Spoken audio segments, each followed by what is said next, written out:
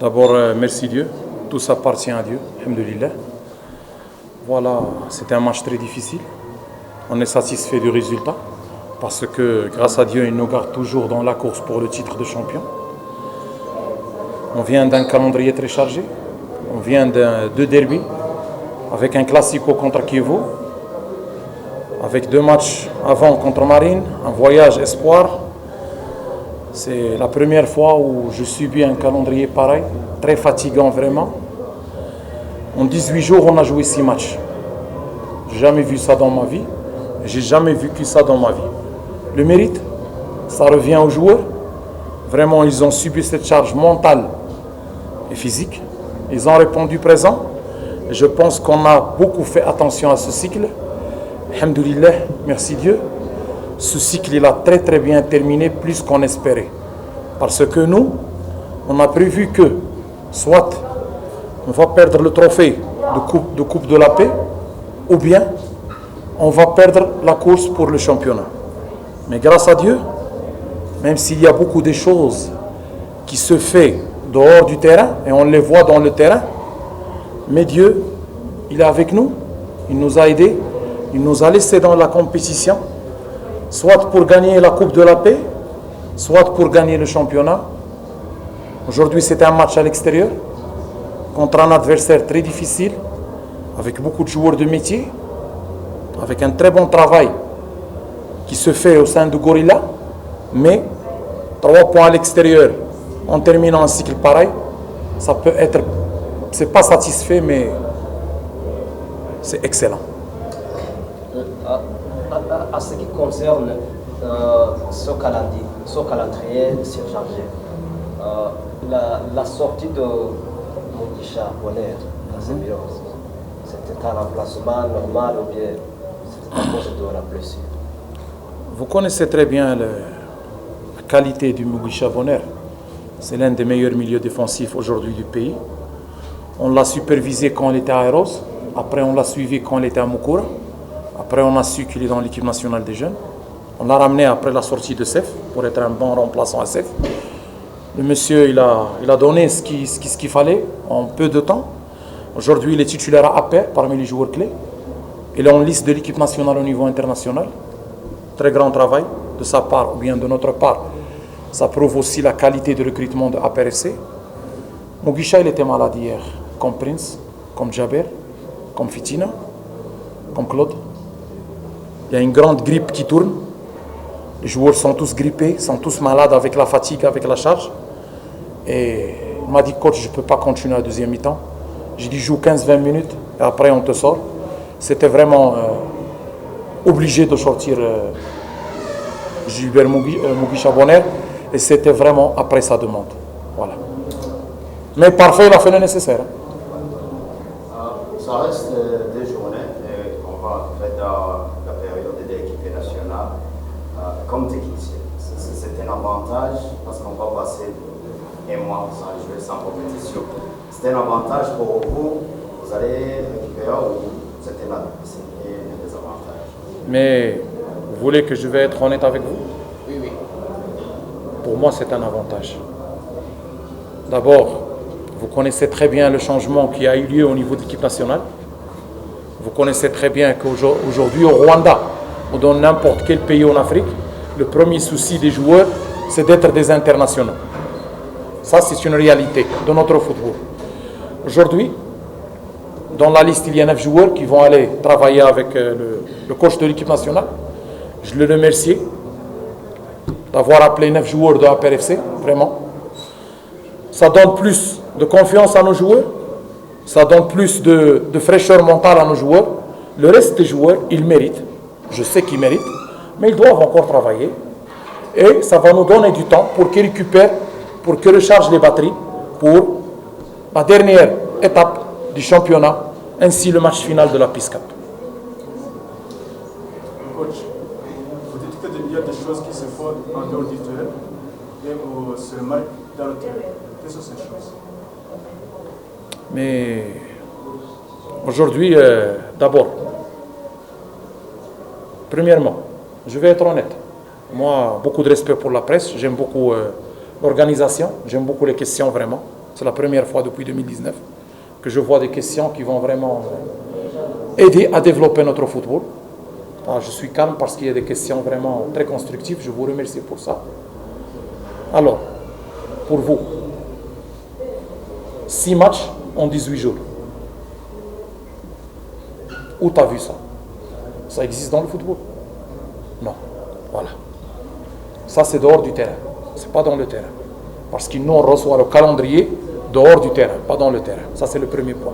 Je vous remercie vraiment pour votre question. Le deuxième point.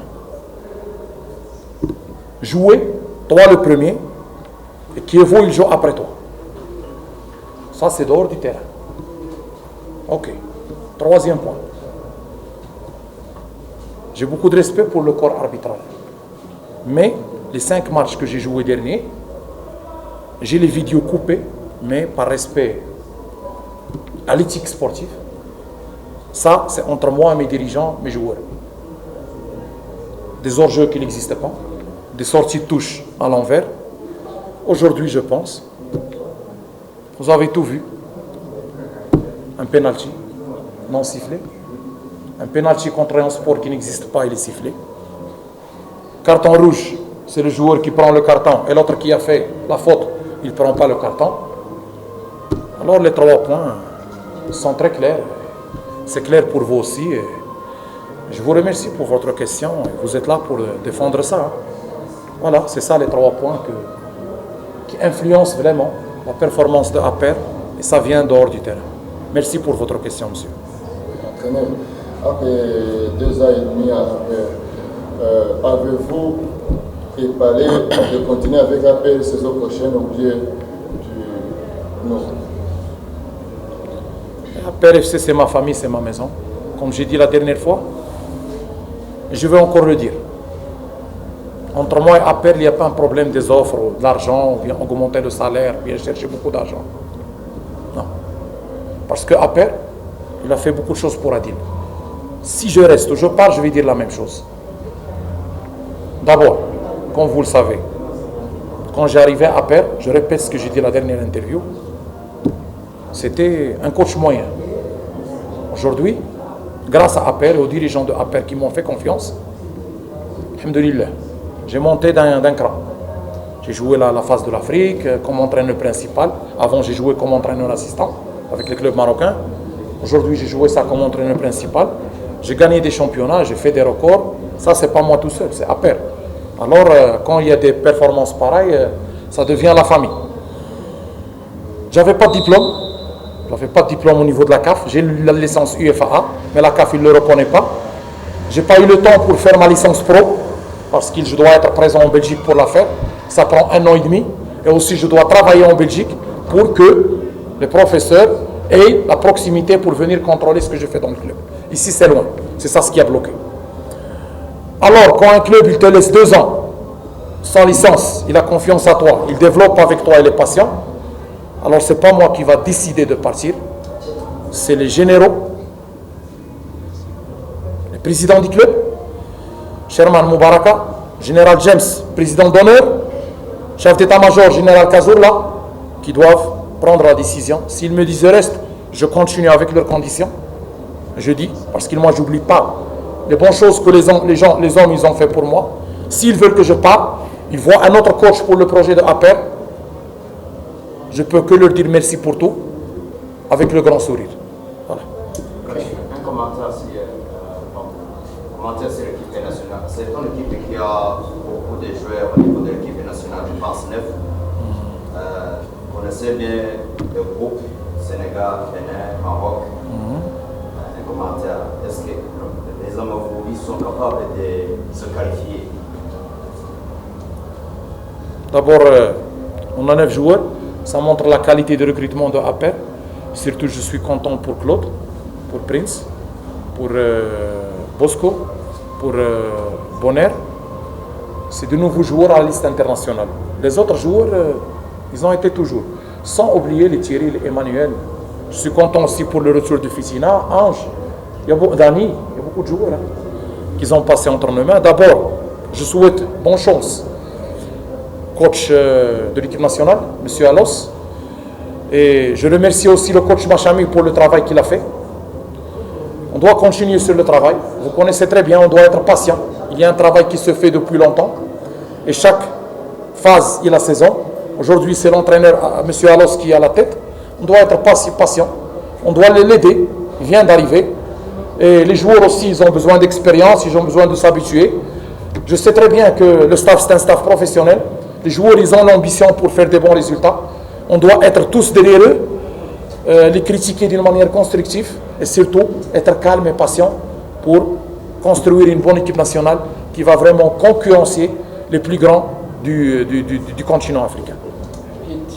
Coach, j'ai une petite question concernant votre joueur, Kidini de Lac. Ces jours, quand on voit Lac jouer, ça semble que ce joueur a un problème peut-être mental, peut-être de fitness. Toi, comme son coach, tu parles avec lui jour à jour, même avant la blessure, il n'était pas la guerre qu'on connaît avant. Qu'est-ce qui s'est passé? Qu'est-ce qui a causé cette décélération, bien ce type de chute sur ce talent? Je vous remercie pour votre question, qui est vraiment très pertinente. Et votre constatation, elle est très correcte, très claire. Vraiment, vous avez bien vu. Alors Lag, c'est un joueur très talentueux au niveau du Rwanda. C'est l'un des meilleurs attaquants du pays. C'est l'espoir du football rwandais. Ça, on ne peut pas le nier. Mais Lag, dernièrement, il a subi des circonstances très difficiles. Lag, il a eu une blessure au niveau de ischio-jambier. Il était à la salle de musculation, il se fait blesser. Après, il était passé par la réhabilitation. Après, il a eu une période de réathlétisation.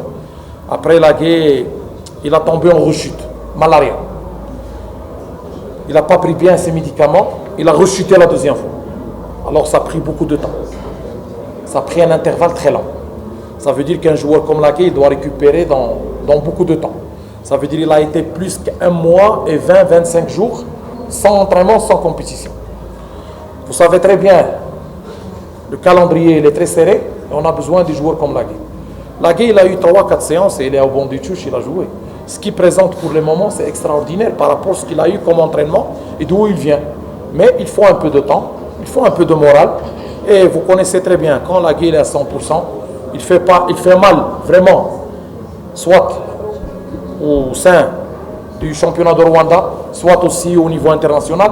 Et vraiment, je remercie le coach de l'équipe nationale qu'il a convoqué Lagué dans la liste internationale, surtout pour l'accompagner mentalement et le motiver pour revenir à son niveau, pour aider APR et pour aider aussi l'équipe nationale.